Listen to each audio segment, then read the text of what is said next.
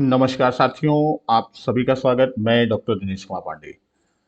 साथियों, आज की वीडियो में हम लोग डीएलएड सेकेंड सेमेस्टर के अंतर्गत मैथ्स की क्लास लेकर चलेंगे और आज मैथ्स की दूसरी क्लास है। तो आज के खंड में हम लोग पूर्ण संख्याओं के बारे में बात करेंगे। पूर्ण संख्याएं क्या होती हैं और पूर्ण संख्याओं से संबंधित विभिन्न प्रगुण या उनसे संबंधित विभिन्न संक्रियाओं को जानेंगे। इससे पूर्व की वीडियो में हम लोगों ने प्राकृतिक संख्याओं के बारे में अध्ययन किया था। चलिए चलते हैं सीधे टॉपिक की तरफ। तो आज का जो टॉपिक है पूर्ण संख्याएं। जब हम शून्य को भी प्राकृतिक संख्याओं के साथ सम्मिलित कर लेते हैं तो प्राप्त संख्याएं पूर्ण संख्याएं कहलाती हैं। इस तरह शून्य, एक, दो, तीन, डॉट डॉट अनंत, ये आपकी पूर्ण संख्याएं हैं।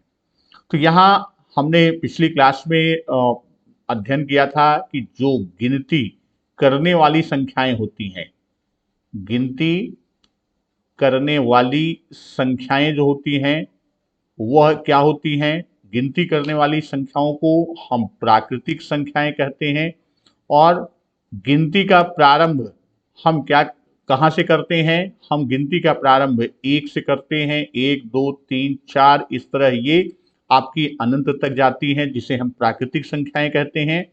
और इन्हीं प्राकृतिक संख्याओं का जो समूह है, यानी शून्य को हम प्राकृतिक संख्याओं के समूह में ऐड कर देते हैं, जोड़ देते हैं। प्राकृतिक संख्या का समूह शून्य धन प्राकृतिक संख्या का समूह, तो ये आपकी क्या होती है, ये समूह पूर्ण संख्या का समूह बन जाता है। यानी इन सभी संख्याओं को पूर्ण संख्या कहते हैं।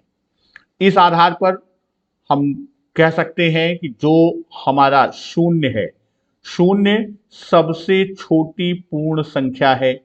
प्राकृतिक संख्या में हम लोगों ने देखा था कि सबसे छोटी प्राकृतिक संख्या कौन सी होती है। सबसे छोटी प्राकृतिक संख्या, सबसे छोटी प्राकृतिक संख्या आपकी एक होती है। वहीं पर सबसे छोटी पूर्ण संख्या, सबसे छोटी पूर्ण संख्या कौन सी होगी, सबसे छोटी पूर्ण संख्या शून्य होगी। तो प्रत्येक पूर्ण संख्या से बड़ी पूर्ण संख्या होती है। जैसे हम लोगों ने देखा था किसमें, प्राकृतिक संख्याओं में, कि जब आप संख्या रेखा की बात करते हैं, जब हम संख्या रेखा की बात करते हैं, जैसे प्राकृतिक संख्या के बारे में कि प्राकृतिक संख्याओं को हम संख्या रेखा पर देखे थे। जो प्राकृतिक संख्याएं होती हैं उसको हम शुरू कहाँ से करते हैं, एक से, दो, तीन, चार, पांच, इस तरह ये आपकी आगे बढ़ती जाती हैं। उसी तरह जब हम पूर्ण संख्याओं की बात करते हैं, किसकी, पूर्ण संख्या की बात करते हैं, तो पूर्ण संख्या को जब संख्या रेखा पर आप प्रदर्शित करते हैं तो हम शून्य से प्रारंभ करते हैं। शून्य, एक, दो, तीन, चार, पांच और 6। तो यहां आप देखिए कि अगली पूर्ण संख्या पहली पूर्ण संख्या से एक अधिक होती है। यानी जो तथ्य अभी बात कर रहे थे कि प्रत्येक पूर्ण संख्या से बड़ी पूर्ण संख्या होती है, अतः कोई भी पूर्ण संख्या सबसे बड़ी पूर्ण संख्या नहीं होती। यानी हम जो भी, मान लीजिए यहां पर हम कोई एक बहुत बड़ी पूर्ण संख्या लिख दें, 179032113, अब इससे भी बड़ी पूर्ण संख्या होगी, हम अगर उसमें एक जोड़ देंगे तो हमें अगली पूर्ण संख्या मिल जाती है। तो अब जब हम अगली पूर्ण संख्या की बात करते हैं तो जो हम लोगों ने पढ़ा था पूर्ववर्ती और अनुवर्ती, प्राकृतिक संख्या में हम लोगों ने पढ़ा था पूर्ववर्ती संख्या और अनुवर्ती संख्या। पूर्ववर्ती और अनुवर्ती संख्या हम लोगों ने पढ़ा था। तो पूर्ववर्ती में क्या करते हैं, जिस संख्या की हमको पूर्ववर्ती संख्या प्राप्त करनी होती है उसमें से एक हम घटा देते हैं। और जब अनुवर्ती संख्या प्राप्त करनी होती है तो जिस संख्या की अनुवर्ती ज्ञात करनी है उसमें हम एक जोड़ देते हैं, तो हमें उसकी पूर्ववर्ती प्राप्त करने के लिए एक घटाएंगे, अनुवर्ती प्राप्त करने के लिए एक जोड़ देंगे। तो इस तरह कोई भी संख्या, बड़ी से बड़ी प्राकृतिक संख्या की एक अनुवर्ती संख्या भी होती है, इसलिए कोई भी पूर्ण संख्या सबसे बड़ी पूर्ण संख्या नहीं होती। अब हम बात करेंगे क्रमागत संख्याएं क्या हैं। जब समूह की संख्याएं क्रम से एक एक के अंतर पर हों, समूह की संख्याएं क्या हों, एक एक के अंतर पर हों, तो क्या होगा, समूह में आगे आने वाली कोई भी संख्या अपने ठीक पहले वाली संख्या की उत्तरवर्ती संख्या हो, तो किसी समूह की इस विशेषता वाली सभी संख्याएं क्या होती हैं, क्रमागत संख्याएं।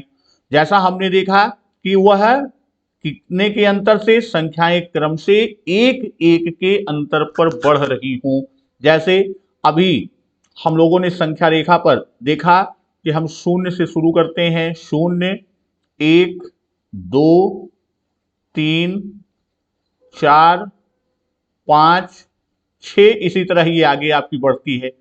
तो यहां यह कह रहा है कि जब समूह की संख्याएं क्रम से एक एक के अंतर पर, अब यहां पर आप देखिए तो शून्य में धन एक कर दिया तो एक मिला, एक में धन एक किया यानी एक को जोड़ दिया, एक, दो मिला, दो में पुनः हमने एक जोड़ दिया तो हमको क्या मिला, तीन। उसी तरह तीन में एक जोड़ा, चार। अर्थात इनके मध्य अंतर जो है, एक और दो के मध्य अंतर, दो और तीन के मध्य अंतर, यानी सबके मध्य अंतर क्या है, सबके मध्य अंतर एक है। तो इस तरह ये कहना है कि जब संख्याएं क्रम से एक एक के अंतर पर बढ़ रही हैं, अर्थात एक, दो, तीन, चार, पांच, छह, ये संख्याएं क्या हैं, यह क्रमागत संख्या है। एक शर्त और कहता है कि कोई संख्या अपने ठीक पहले वाली संख्या की उत्तरवर्ती संख्या हो, अर्थात दो की बात करेंगे तो दो से पहले एक है, यह इसकी उत्तरवर्ती है, तीन दो की उत्तरवर्ती, चार तीन की उत्तरवर्ती। तो इस तरह की संख्याएं क्या कहलाएंगी, जो समूह इस विशेषता को व्यक्त करेगा वह क्रमागत संख्याएं कहलाती हैं। पूर्ण संख्याओं का अंतर यानी क्रमागत पूर्ण संख्याओं का अंतर सदैव एक होता है। ऑब्जेक्टिव में यह भी एक प्रश्न आपका पूछ लेता है कि क्रमागत पूर्ण संख्याओं का अंतर सदैव होता है, एक, दो, चार, इस तरह, तो वहां पर क्या होगा, सदैव एक होता है। अब यहां पर बात करते हैं कि तीन क्रमागत पूर्ण संख्याओं में पहली और तीसरी संख्याओं के योग का आधा बीच की संख्या होती है।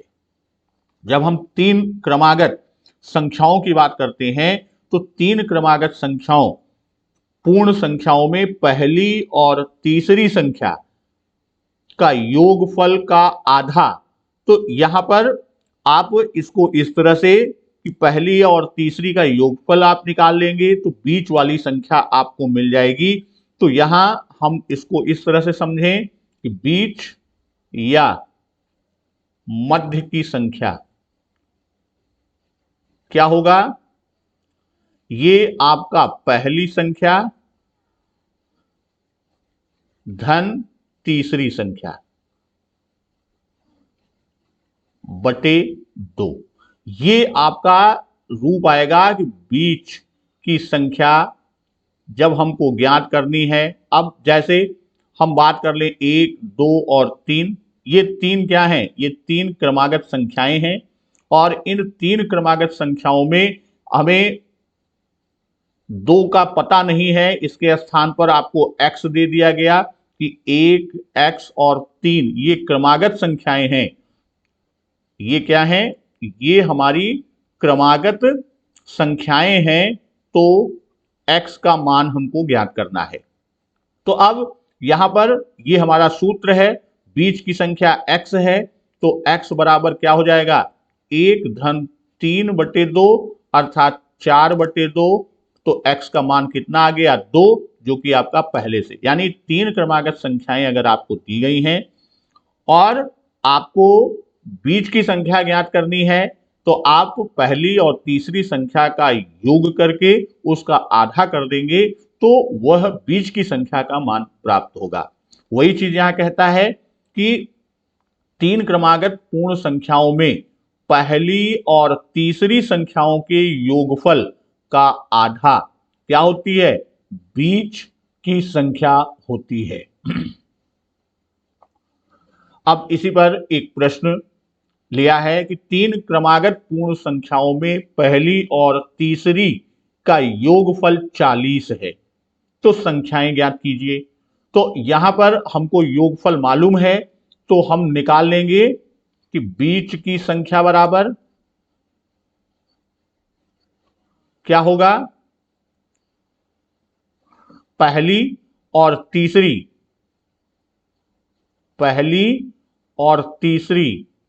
संख्या का योगफल, पहली और तीसरी संख्या का योगफल बटे 2, उसका आधा। तो अब हमको योगफल दिया हुआ है कितना, 40, तो बीच वाली संख्या के लिए 40/2 अर्थात 20, बीच वाली संख्या हमारी 20 है।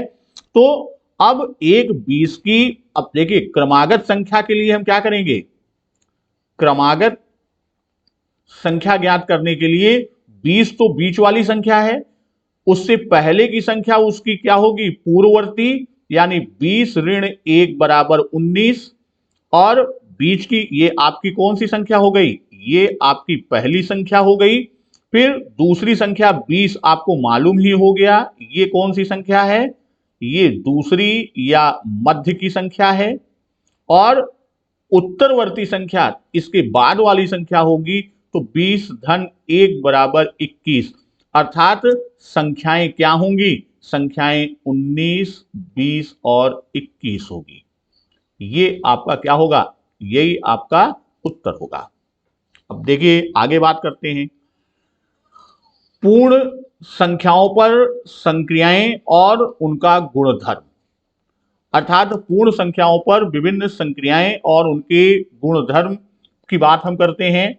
तो सबसे पहले बात करते हैं पूर्ण संख्याओं में योग का प्रगुण, अर्थात योग के कौन कौन से प्रगुण हैं।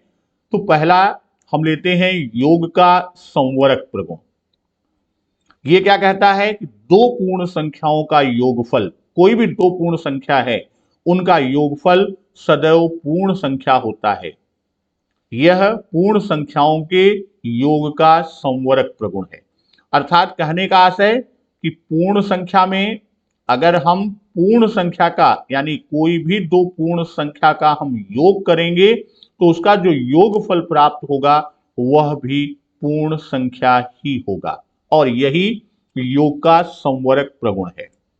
अब यहां पर जैसे 5 धन 7 बराबर 12, तो अब देखिए 5 क्या है, ये भी पूर्ण संख्या है और 7 भी पूर्ण संख्या है, और वहीं 12 भी क्या है, वह पूर्ण संख्या है।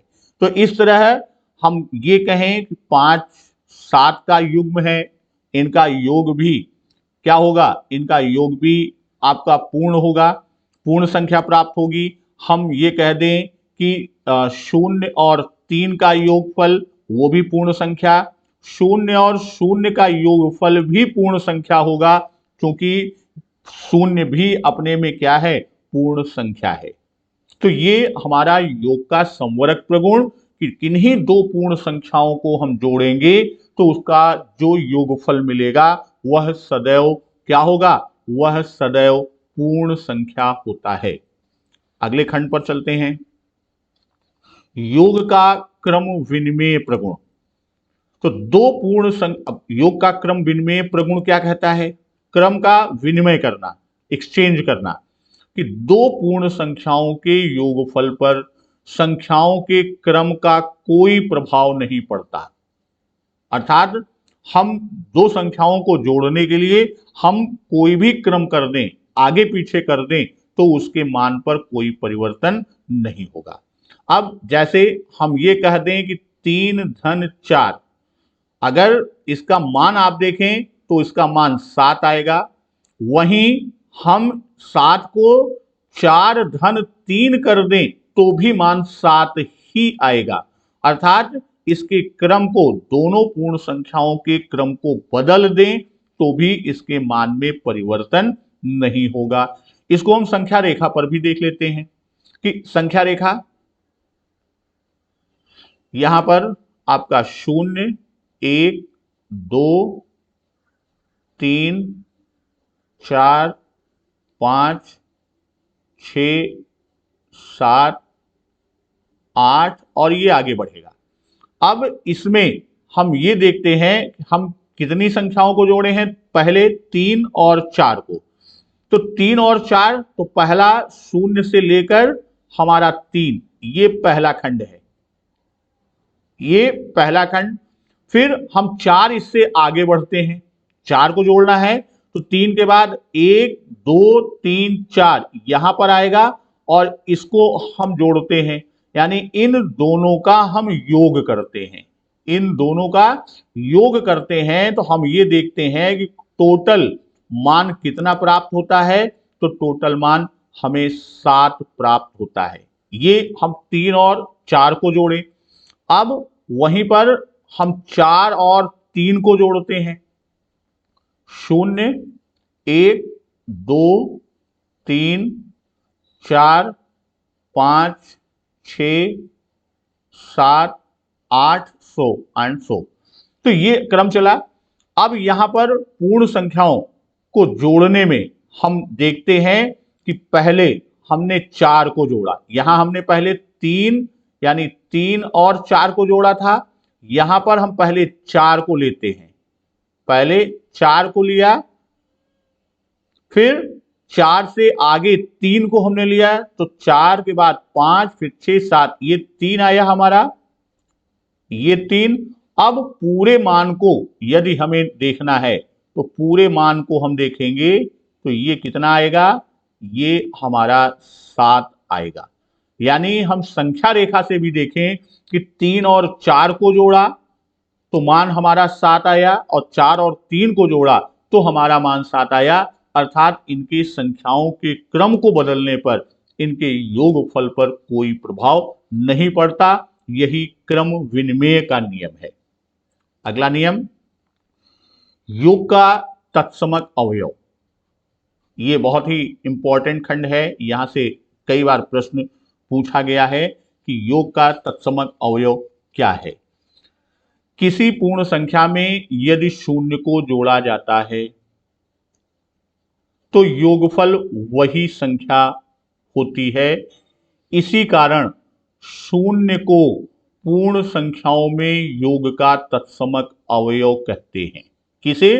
0 को पूर्ण संख्याओं में योग का तत्समक अवयव कहते हैं। 0 को पूर्ण संख्याओं के लिए योज्य तत्समक भी कहते हैं।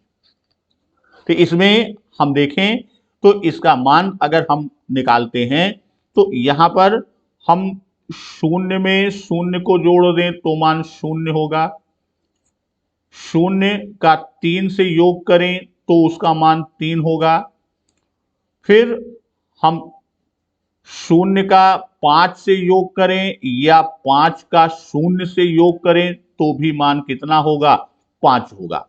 इसीलिए 0 को क्या कहा गया, योज्य तत्समक। किसके लिए? पूर्ण संख्याओं के लिए, या पूर्ण संख्याओं में योग का तत्समक अवयव कहा जाता है। किसे?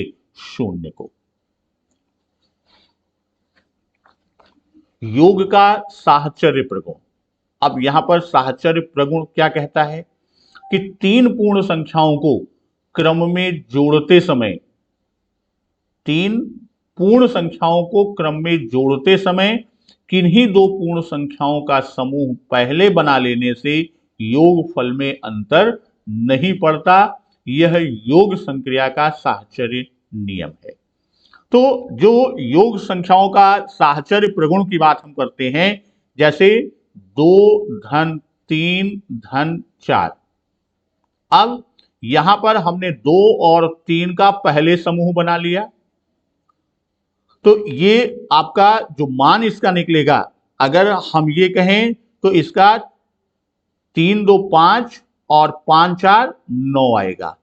और अगर हम ये कह दें कि 5 को 3 2 में जोड़ा, ये 5 आया, फिर 4 जुड़ा, अब इसी को दूसरे रूप में भी हम लिख सकते हैं कि 2 धन 3 धन 4 में हम क्या करें, हम 3 और 4 का समूह बना लें। तो इसको और सरल समझने के लिए हम इस तरह से बताएं कि ये जो आपका 2 धन 3 है, तो यानी ये 2 और 3 को पहले जोड़ा, 5 धन 4 बराबर 9। उसी तरह इसमें आप देखें तो ये 3 धन 4 है और 2, तो ये हो जाएगा 2 धन 7 बराबर 9। अर्थात दोनों मान में कोई परिवर्तन नहीं है, दोनों मान बराबर हैं। इसीलिए कहा जाता है कि 3 पूर्ण संख्याओं को क्रम में जोड़ते समय किन्हीं 2 पूर्ण संख्याओं का समूह पहले बना लेने से योगफल में अंतर नहीं पड़ता। पूर्ण संख्याओं पर घटाने का संवरक प्रगुण। तो अब यहां पर जब हम घटाने की संवरक की बात करते हैं कि कोई भी 2 संख्याओं का हम युग्म लेते हैं, तो यहां अब 8 में से हम क्या 2 पूर्ण संख्याएं लिया, हमने 8 में से 6 को घटाया तो कितना आया, ये 2 आया। अब 2 क्या है, 2 पूर्ण संख्या है। वहीं हम 5 में से 9 को घटा दें तो अब यहां इसका मान कितना आएगा, ऋण 4, और ऋण 4 क्या है, यह पूर्ण संख्या नहीं है। तो अब इसी तरह 0 में से हमने 7 को घटाया तो इसका मान हमें पता नहीं, पूर्ण संख्या के आधार पर ऋण 4 है, वैसे यहां पे कह दें तो इसके मान का हमें पता नहीं। 10 में से हमने 0 को घटाया तो 10 आया, तो यह पूर्ण संख्या। तो अब यहां पर ये देखिए, चूंकि अभी हम ऋणात्मक संख्याओं को नहीं पढ़े हैं, तो हम ये कहेंगे कि 5 में से 9 को घटाएंगे कितना आएगा, यहां पर क्वेश्चन मार्क, यानी यह पूर्ण संख्या में नहीं आएगा। तो हम ये कहेंगे कि घटाने की संक्रिया पूर्ण संख्याओं के लिए संवरक नहीं है। क्या है, घटाने की संक्रिया पूर्ण संख्याओं के लिए, घटाने की संक्रिया पूर्ण संख्याओं के लिए संवरक नहीं है, पूर्ण संख्याओं के लिए संवरक नहीं है। अर्थात तो पूर्ण संख्याओं में संवरक प्रगुण नहीं होता। अब पूर्ण संख्याओं में गुणा के प्रगुण की बात हम करते हैं कि गुणा के जो विभिन्न प्रगुण हैं, तो पहला हम बात करते हैं संवरक प्रगुण। अभी हम लोगों ने योग पर देखा था, अब गुणन में भी देखते हैं कि पूर्ण संख्याओं का गुणनफल सदैव पूर्ण संख्या होता है। जैसे योग में देखा था कि पूर्ण संख्याओं का योगफल हमेशा क्या होता है, पूर्ण संख्या, तो वैसे इसमें यह कहता है कि पूर्ण संख्या में हम पूर्ण संख्या से गुणा करेंगे, पूर्ण संख्या में पूर्ण संख्या से गुणा करेंगे तो गुणनफल क्या होगा, गुणनफल पूर्ण संख्या ही प्राप्त होगा। यानी पूर्ण संख्याओं का गुणनफल सदैव पूर्ण संख्या होता है। जैसे हमने 4 लिया और 3 लिया सॉरी, तो अब इसका गुणनफल हम निकालेंगे तो 4 तिहाई 12, यह भी क्या है, यह भी पूर्ण संख्या है।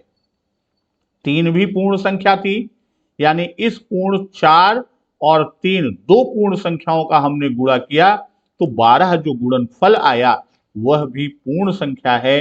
इसलिए गुणन संक्रिया का संवरक प्रगुण यही होता है।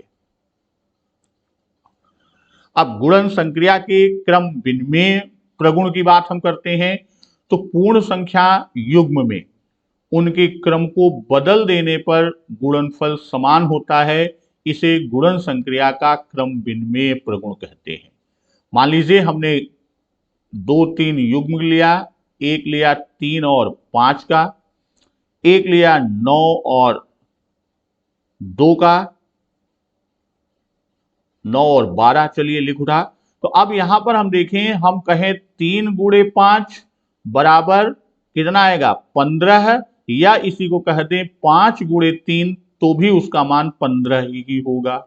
उसी तरह 9 का 12 से आप गुणा करें या 12 का 9 से गुणा करें, तो दोनों स्थितियों में क्या होगा, दोनों स्थितियों में आपका मान 108 आएगा। तो इसीलिए कि अगर हम संख्या जो हमें युग्म है, पूर्ण संख्याओं का समूह है यानी जोड़ा है, युग्म यानी जोड़ा है, उनमें क्रम को हम बदल दें, पहली संख्या को दूसरी और दूसरी को पहले पर परिवर्तित कर दें, तो भी मान में कोई परिवर्तन नहीं होगा। अर्थात a गुणे b बराबर b गुणे c, सॉरी b गुणे a। अगर हमने a को बाद में कर दिया और b को पहले कर दिया तो भी इसके मान में कोई परिवर्तन नहीं। यही क्या है, यही हमारा क्रम विनिमेय प्रगुण होता है।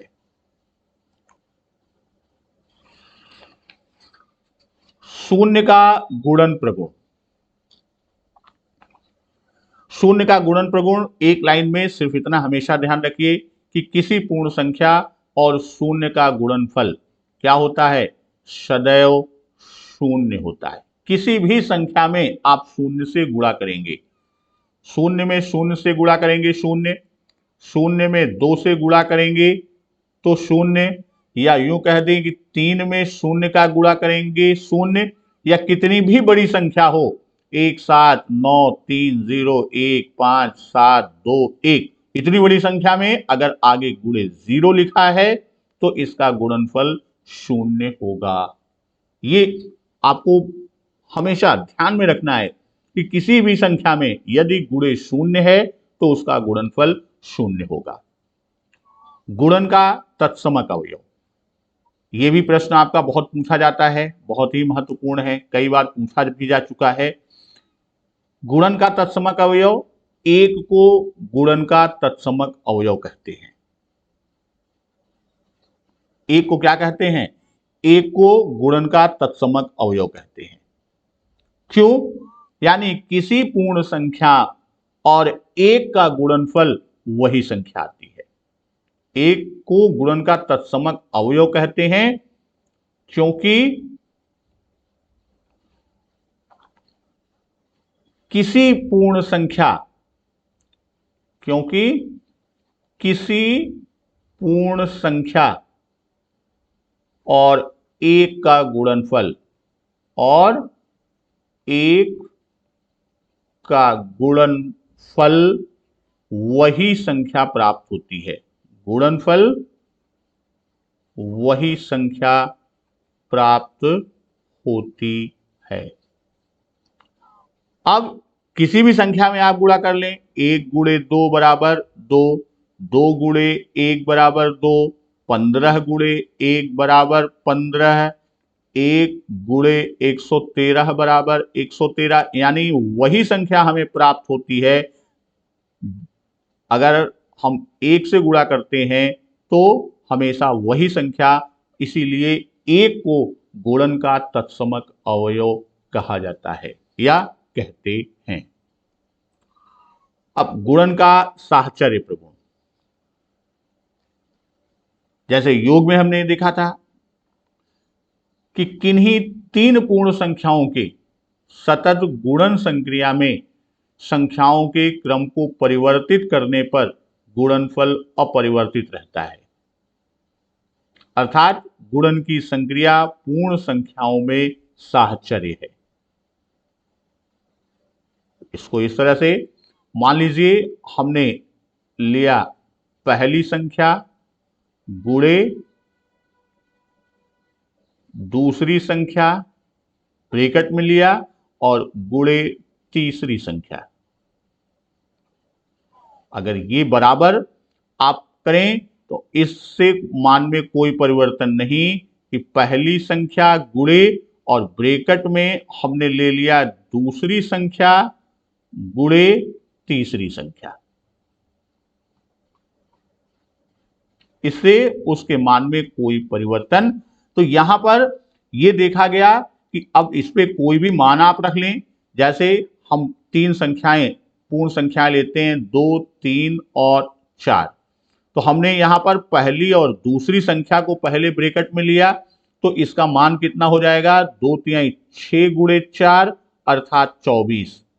वहीं हम बात करते हैं इधर, पहली संख्या हमने 2 को बाहर रखा और ब्रैकेट में दूसरी और तीसरी संख्या को लिया, तो इसका मान 2 गुणे 4 12 और इसका मान 24, अर्थात दोनों स्थितियों में मान हमें 24 ही प्राप्त होता है। तो यह गुणन की संक्रिया पूर्ण संख्याओं में साहचर्य को प्रदर्शित करती है। अगला प्रश्न है, खंड है गुणन संक्रिया का योगफल वितरण। अब इसके लिए कोई तीन पूर्ण संख्याएं आपके पास हो, पहली संख्या गुणे दूसरी संख्या धन तीसरी संख्या, तो ये बराबर पहली संख्या गुणे दूसरी संख्या, यानी पहली संख्या दूसरी संख्या में भी गुणा होगा धन पहली संख्या का तीसरी संख्या से गुणा। तो इसमें यहां पर कोई भी तीन संख्याओं को आप, पूर्ण संख्याओं को आप लीजिए उदाहरण के तौर पर, और आप ये पाएंगे कि उसका गुणनफल उसी रूप में होगा। अब यहां एक उदाहरण हम लेते हैं, जैसे 6 गुणे ब्रैकेट में 10 धन 7। अब इसका मान कितना हो जाएगा, इसके अनुसार ये हो जाएगा 6 गुणे 10 धन 6 गुणे 7। तो अब इसको आप योग करिए, तो आपका हो जाएगा 10 छंग 60 और ये 6 सते 42। तो इसको आप जोड़ दीजिए, 2 6 4 10 यानी 102। अब यहीं पर हम इसको भी देख लेते हैं, इसको भी हल करते हैं, दोनों पक्ष बराबर होते हैं कि नहीं। 6 गुणे ब्रैकेट में 10 और 7 को जोड़ दिया 17, और 17 का टेबल आप पढ़ेंगे तो इसका मान भी 6 बार ले जाएंगे तो 102, अर्थात इसके मान में तीन संख्याएं, पूर्ण संख्याओं के लिए यदि पहली संख्या का गुणा ब्रैकेट के अंदर दो पूर्ण संख्याओं के योग से किया जाता है, तो पहली संख्या गुणे दूसरी संख्या धन पहली संख्या गुणे तीसरी संख्या। इसी तरह गुणन पर घटाने का वितरण का नियम है। तो गुणन पर घटाने के वितरण के नियम के बारे में उसी तरह जैसे योग पर हमने किया था, पहली संख्या गुणे ब्रैकेट में दूसरी संख्या ऋण तीसरी संख्या बराबर पहली संख्या गुणे दूसरी संख्या ऋण पहली संख्या गुणे तीसरी संख्या। तो अब यहां पर घटाने की संक्रिया पर भी हम कोई प्रश्न, एक एग्जाम्पल लेते हैं। जैसे मान लीजिए पहली संख्या हमने लिया 4 गुणे ब्रैकेट में 5 ऋण 3। अब इसको आप इस सूत्र से लेके चलेंगे तो क्या हो जाएगा, 4 गुणे 5 ऋण 4 गुणे 3। तो इसका मान कितना आ गया, 4 का 5 बार ले जाएंगे 20 और 4 तिहाई 12। तो ये मान कितना आ गया, 20 में से 12 गए 8। और वहीं जब हम मान किसका निकालें, हम मान इसके क्रम में देखें तो ये क्या हो जाएगा, 4 गुणे 5 में से 3 गए 2, तो अर्थात इसका मान भी कितना आया 8। तो ये जब हम गुणन का घटाने पर वितरण कर दे, यानी गुणा को घटाने की संक्रिया पर बराबर रूप में हम वितरण दूसरी संख्या और तीसरी पर करते हैं, तो उसका रूप हमारा इस रूप में होता है। तो आज के खंड में हम लोगों ने पूर्ण संख्याओं के बारे में सारे जो भी आपके कोर्स से संबंधित था वो सारी चीजें आपको बता दी गई हैं। अब अगले खंड में हम लोग पूर्णांक के बारे में अध्ययन करेंगे कि वो पूर्णांक क्या है, किसे कहते हैं, संख्या रेखा पर कैसे प्रदर्शित करते हैं, और पूर्णांक के अंतर्गत कौन कौन सी संख्याएं आती हैं। और जो साथी चैनल को सब्सक्राइब नहीं किए हैं, चैनल सब्सक्राइब कर लें, बेल आइकन पुश कर दें, जिससे सारी वीडियो की नोटिफिकेशन आपको मिलती रहे। धन्यवाद। वंदे मातरम।